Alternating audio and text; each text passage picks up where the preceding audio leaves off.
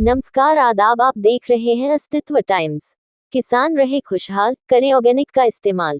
किसानों की जैविक खेती को बढ़ावा देने के लिए main bus stand Gangoh road, Kheda Afgan में ग्रामीण खाद एवं बीज सहकारी समिति एसोसिएशन उत्तर प्रदेश एकता पेस्टिसाइड, जिसमें हर तरह की दवाएं, खाद, बीज, डीएपी, भूमि रक्षा, पोटास आदि किसानों को आसानी से उपलब्ध होगा।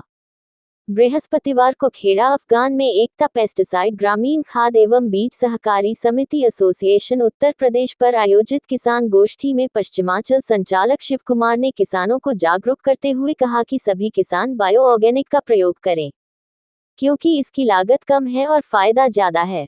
उन्होंने कहा कि जैविक खेती को बढ़ावा दिया जा रहा है, जिसमें सभी लोगों के स्वास्थ्य और स्वच्छता पर विशेष ध्यान दिया जा रहा है। हम सभी को रसायनों से होने वाले नुकसान और जैविक के लाभों को जानना और अपनाना है। यदि हम अपना और अपने समाज का विकास चाहते हैं तो हम सभी लोगों को इसके साथ आगे बढ़ना होगा, ताकि एक समृद्ध व प्रभावशाली समाज से गठन हो सके।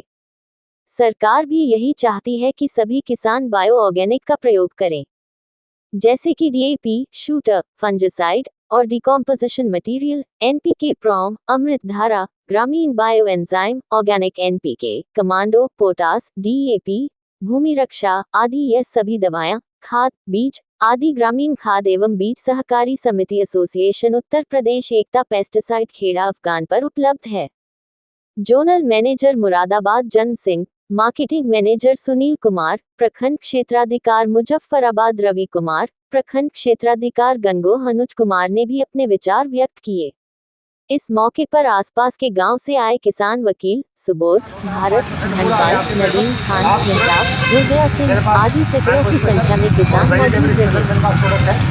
आप उसका स्प्रे करिए, फूल की जो टूटने के सप्ताह 20 से 30% खत्म कर देता है। 20 से 30% आपका फूल को जो टूटना होता है वो आपका समाप्त कर देता है। प्लस फूल उसके पास जो आपका फल तैयार होता है, एक इंसेक्टिसाइड यूज करता है किसान खेत में घास मारने की दवाई करता है। अगर आप इंसेक्टिसाइड यूज कर रहे हैं ज़्यादा अपने खेत में घास को खत्म करने के लिए, तो कहीं ना कहीं आपकी जो मिट्टी के अंदर पोषक तत्व होते हैं उनको धीरे धीरे समाप्त कर रहा है। जो आपके खेत में 3 से 6 महीने घास नहीं जमने देगा, तो क्या उसका इफेक्ट आपकी फसल पर, आपकी मिट्टी पर नहीं होगा?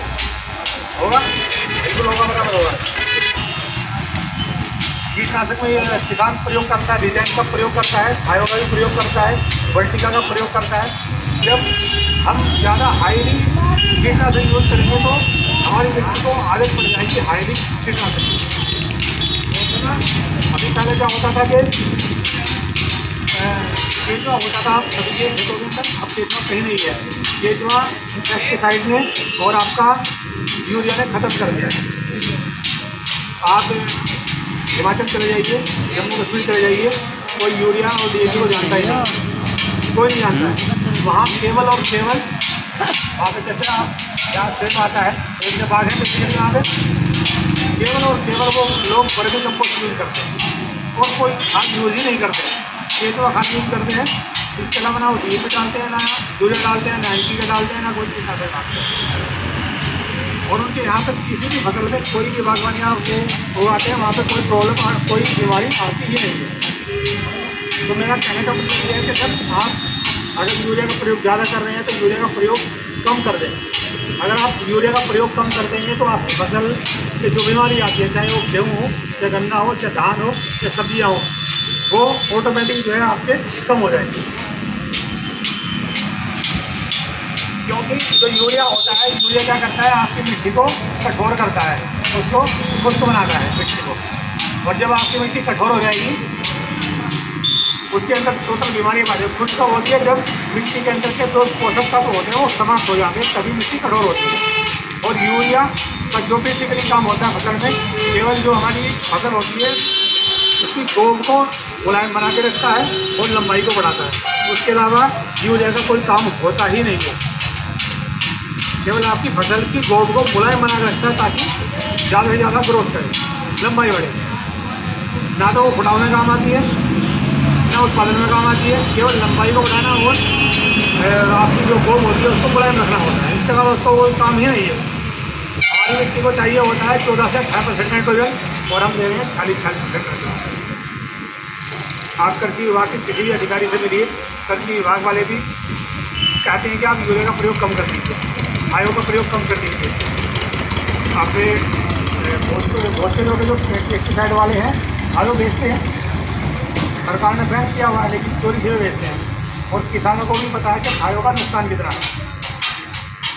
तो किसान क्या करते हैं, अब धीरे धीरे किसान वापस बायो में आ रहा है, धीरे धीरे ऑर्गेनिक फसल उगाना स्टार्ट कर रहा है। जो घर में मट्ठा यूज करते हैं आप जो फल निकलता है, फल को और मट्ठे को सड़ाते हैं और उसको डालते हैं, जीवामृत खुद बना रहे हैं, वर्मी खुद बना रहे हैं। तो जिनको यूरिया के नुकसान पता है वो धीरे धीरे उसको छोड़ रहा है, क्योंकि किसान की जो लागत है वो धीरे धीरे बढ़ती जा रही है और रिकवरी कम होती जा रही है। अभी आपने देखा होगा गन्ने की जो रिकवरी है 55-60 और 65 के ऊपर नहीं निकल रही है, निकल रही है सर इसके ऊपर निकल तो है ही 55-60 और 65 हाईएस्ट है, इसके ऊपर गन्ने की रिकवरी नहीं निकल रही है। और बीमारी कितनी है, इतनी कि उसकी लागत नहीं होती, 50% ज़्यादा उसकी लागत आ जाती है। हर 10 दिन के बाद उसके ऊपर आप स्प्रे करेंगे कीटनाशक का। मेरे पास मेरे विभाग के प्रोडक्ट हैं सर, DAP भी है सर। मैं आपको थोड़ा अपनी प्रोडक्ट के बारे में जानकारी देता हूँ। यहाँ पे बेसिकली बाग भी है, बाग के लिए भी मेरे पास स्पेशल दवाइयाँ हैं। अभी आप सल्फर से धुलाई करेंगे बागों की और फिर खायों का भी स्प्रे करेंगे कर देंगे। आप खायों का स्प्रे ना करके आप सल्फर की धुलाई करिए, कोई दिक्कत नहीं है, लेकिन खायों का आप इस्तेमाल अगर ज़्यादा करेंगे तो उसके अंदर जो रहती है। लेकिन हमारा जो प्रैक्टिकल है, हमारे सहारनपुर में पिछले 5 साल से हम प्रयोग करा रहे हैं। मेरा अभी सहारनपुर से शामली से ट्रांसफ़र हुआ है, मुरादाबाद मंडल जोनल मैनेजर में मेरा हुआ है, शामली में रहा हूँ 2 साल। तो मैं जहाँ प्रयोग करा रहा हूँ बेस्ट रिजल्ट मिलता है, कोई शिकायत किसी किसान की नहीं है। अगर कोई शिकायत होती है तो उसको दूर करवा दिया जाता है, ऐसा नहीं है कि नहीं मिलती, थोड़ी बहुत अगर मिलती है तो उसको सुधार कर लिया जाता है। देखिए गलतियाँ भी आप ही हमें बताएंगे, जब इसका प्रयोग करेंगे उसको सुधारा भी जाएगा। लेकिन जो धारणा बनी हुई है किसानों की कि अगर हम जैविक पर आ गए हैं उतना ही आपको उत्पादन, आपकी उपज उतनी मिलेगी, कोई भी 19-20 का फर्क नहीं रहेगा। आपको ये अपनी सोच को थोड़ा सा रोकना है, बदलना है।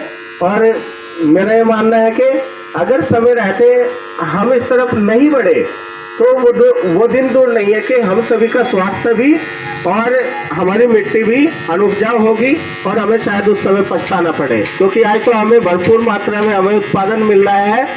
आज देखिए भरपूर मात्रा में उत्पादन मिल रहा है, ये तय है, लेकिन आज किसान की जेब पर भी जोर पड़ने लगा है, ये भी तय है। आप देख लीजिए पहले आप कितना इस्तेमाल करते थे अपने खेतों में केमिकल रासायनिक खादों को, आज आप कितना कर रहे हैं। आपको डबल प्रयोग करना पड़ता है, उसके लिए डबल खर्चा लगता है। और यही कारण है कि आज किसान को जो है फायदा कम हो रहा है, नुकसान ज़्यादा हो रहा है। आज हमें इसी बात पर मनन करने का, चिंतन करने का जो है आप मन बनाइए। और मैं आपका ज़्यादा समय नहीं लूँगा, मैं अपने वाणी को विराम देता हूँ और मैं आमंत्रित करता हूँ पश्चिमांचल हेड को कि वो आपको प्रोडक्ट संबंधी सभी जानकारी देंगे। आपके जो भी सवाल हैं, जो भी क्वेश्चन है वो आप बारी बारी से पूछिए, आपको सभी सवालों के जवाब दिया जाएंगे। आपकी कोई भी फसल से संबंधित, कोई भी बीमारी से संबंधित सवाल है वो आपके सभी को दिए जाएंगे। धन्यवाद। धन्यवाद हमारे साथी श्री जयंत सिंह जी। मैं अपनी